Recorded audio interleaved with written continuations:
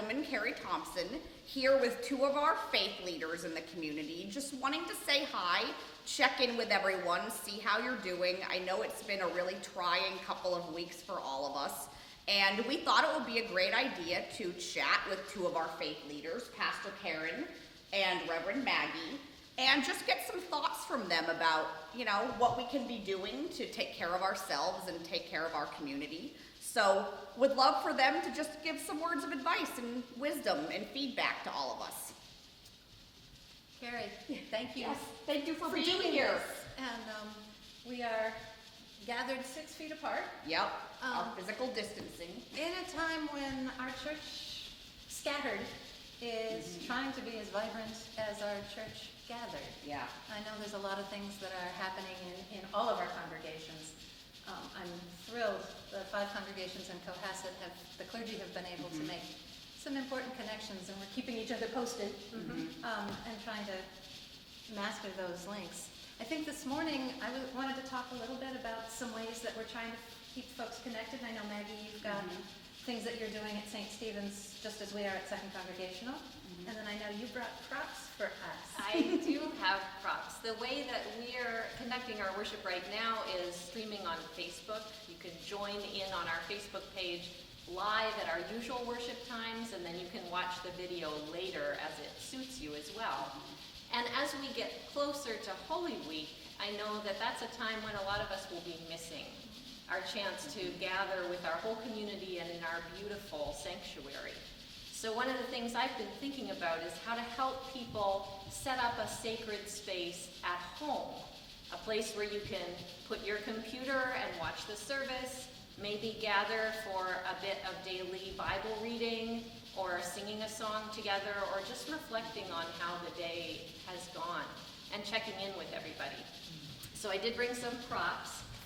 When you're thinking about a sacred space, it could be anywhere in your house. But you could either do a place that's going to be permanently installed, and that should be in kind of not a high traffic area. It should be somewhere that is a little set apart. If you're going to use a high traffic area, like you gather around the kitchen table to watch the services, then make it a pop-up, where you kind of store the supplies in a basket and bring them out at the time when you're going to have worship. So a cloth is a really great way of setting a little space apart on a table.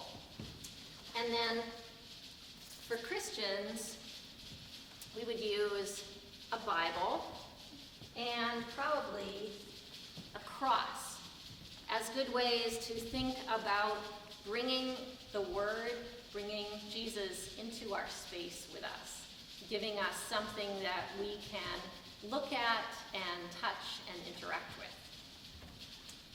And then a candle is a great way to frame the time of your worship. When you light the candle, your worship time has started. And when you blow it out, your time together is changing. It's going to be different. You're going to carry that time with you, but it's going to be a different kind of time. And you might want to think about a couple of other things, maybe something from nature, something you go out on a hike and collect with your family. And you can also think about maybe some of your children's artwork to include them in the sacred space. As we get close to Easter, at our church we renew our baptismal vows on the night before Easter. So for that night you might think about a little bowl that you could fill with water and have everybody think about their baptism. Again, keep it simple. Make it something that you really want to come to, something that really constructs a space that speaks of your family and what is sacred about the little community, the little church in your house. Maggie, that's beautiful. I was on Facebook this morning trying to think of good ways to create that kind of sacred space that's also that's also safe. Right. We, as you do, we live stream our services. They're on our website. They're also on Facebook. I've been posting to 143. But I was realizing when it came to joys and concerns, this community is so very much invested in each other's lives. Yeah. But that's not the kind of stuff that you put online. Mhm. So we created a worship, or a private group that's just church members. That's great. That they can talk to each other about, what's hard and what's working and who's got yeast because I need to make bread and Right. it's out of the grocery store. That and being able to stream the worship services. I started putting a button that lets you download the bulletin in Yes. hopes that people would That's clever. sing along with us. Yeah. And they're minor things, Mhm. but they're really important, Mhm. and even more, they're new. Mhm. So there's a learning curve, I think, for everybody. We'll be Zooming our first deacons meeting on Wednesday night and Love started that. sending out Love tutorials. that. Great. First to vet it, to Yeah. make sure that it worked the way we Yeah. thought it did, and then secondly to the committee members, because you don't want to wait until just as they're supposed to get on to try to do something that a lot of folks have never done before. Right. How are your folks responding to all of this newness? I would say there's a big range in terms of people's comfort level with embracing new technology in terms of connecting. And we're trying also to encourage people to still do the old-fashioned things that they've always done.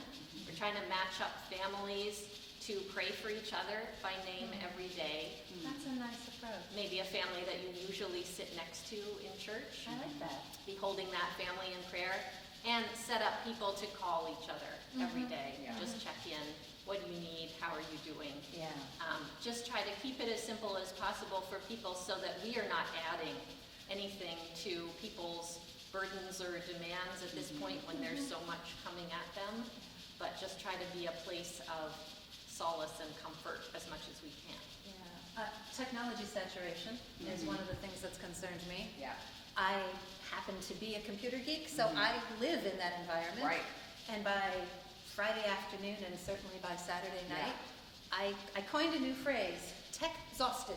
Yes, that's great. It's And- true though. But as I'm working with our Christian Education Committee to put together some online resources. We've got a little slideshow that we send out to the Sunday school families so that they can do the lesson. Right. And we're hoping to do that interactively, but I was balancing it with, wow, our kids are doing online in school, we're doing meetings on, all of this is Yeah. calling them to screens.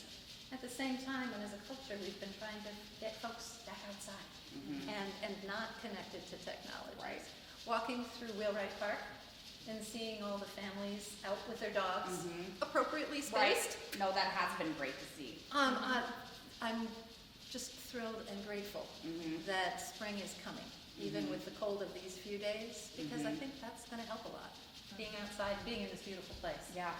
Yes, being able to be together is a gift. Yes. And it's a way to help with circumstances that feel out of control. To do something that you can do, just taking a walk with each other, sharing a meal, those things are more important now than they've ever been. My son and his friends, he's in grad school, and Yeah. all of our students are high school and college are so disrupted. I know. But they've got little small groups, and they make each other dinner. Aw, But they're only connecting with the people that they're already in direct connection with. Right.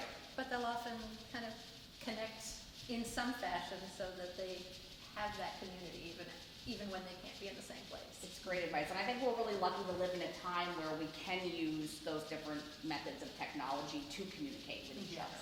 Yes. So as bad as things seem right now, I do think we have amazing ability to still stay social, still connect. I agree with you, it's a great time to get out, go outside, spend time with our family, and I just feel like we as a community are so lucky to have people like both of you that are such women of faith, but also doing so much to stay in contact with everyone in the community. And just thank you both so much for what you're doing. And I know we're all gonna get through this together. We will. Thank you for doing very this. much. Thank you.